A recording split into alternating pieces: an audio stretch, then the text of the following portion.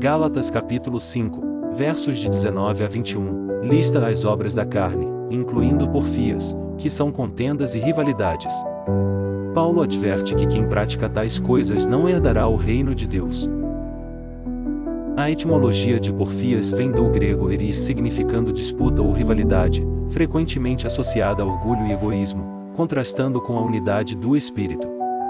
Pregadores do passado como Agostinho, Lutero e Wesley abordaram porfias como evidências da natureza pecaminosa humana, destacando a necessidade de justificação e santificação em Cristo. Quem comete o pecado é do diabo, porque o diabo peca desde o princípio. Para isto o Filho de Deus se manifestou, para desfazer as obras do diabo. 1 João 3, verso 8.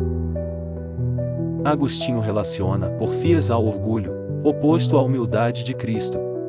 Lutero vê nelas a incapacidade humana de alcançar justiça sem a fé em Cristo.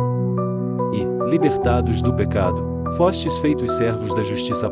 Diz Paulo, Romanos 6, verso 18.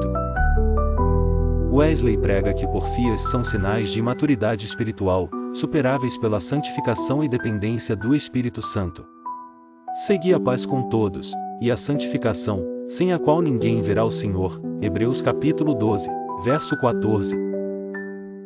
Paulo aponta a obra redentora de Cristo como solução para as obras da carne, oferecendo perdão e reconciliação com Deus. Porque o pecado não terá domínio sobre vós, pois não estáis debaixo da lei, mas debaixo da graça. Romanos capítulo 6, verso 14.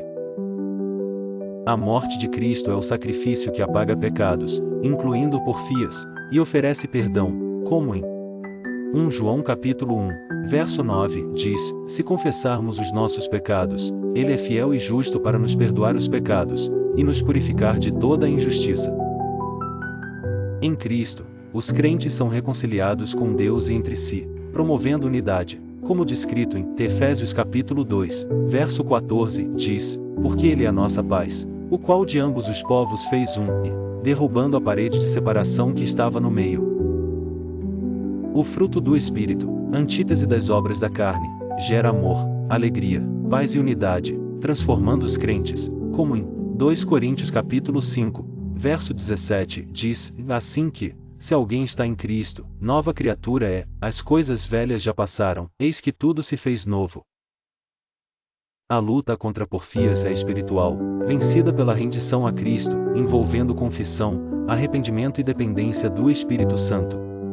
Se confessarmos os nossos pecados, Ele é fiel e justo para nos perdoar os pecados, e nos purificar de toda a injustiça. 1 João 1, verso 9.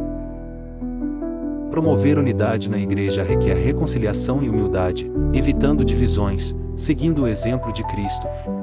Um só Deus e Pai de todos, o qual é sobre todos, e por todos e em todos vós. Efésios capítulo 4, verso 6. Cristo convida a negar a si mesmo e abandonar rivalidades, para experimentar a plenitude de vida e inclusão em sua família redentora. Então disse Jesus aos seus discípulos, e se alguém quiser vir após mim, renuncie-se a si mesmo, tome sobre si a sua cruz, e siga-me. Mateus 16, verso 24.